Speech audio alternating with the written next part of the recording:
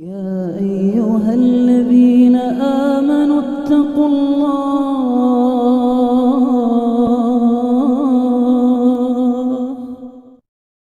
بسم الله الرحمن الرحيم.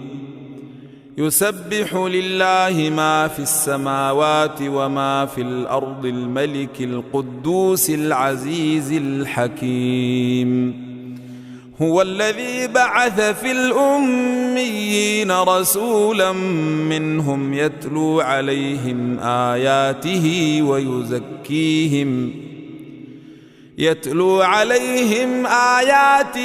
ويزكيهم ويعلمهم الكتاب والحكمة وإن كانوا من قبل لفي ضلال مبين. وآخرين منهم لما يلحقوا بهم وهو العزيز الحكيم. ذلك فضل الله يؤتيه من يشاء والله ذو الفضل العظيم. مثل الذين حملوا التوراة ثم لم يحملوها كمثل الحمار يحمل أسفارا بئس مثل القوم الذين كذبوا بآيات الله والله لا يهدي القوم الظالمين.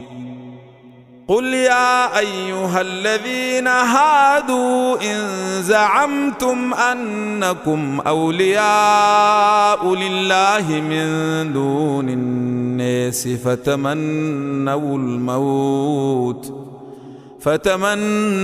الموت إن كنتم صادقين ولا يتمنونه أبدا بما قدمت أيديهم والله عليم بالظالمين. قل إن الموت الذي تفرون منه فإنه ملاقيكم ثم تردون إلى عالم الغيب والشهادة فينبئكم بما كنتم تعملون. يا أيها الذين آمنوا إذا نودي للصلاة من يوم الجمعة فاسعوا إلى ذكر الله وذروا البيع ذلكم خير لكم إن كنتم تعلمون. فإذا قضيت الصلاة فانتشروا في الأرض وابتغوا من فضل الله واذكروا الله كثيرا لعلكم تفلحون.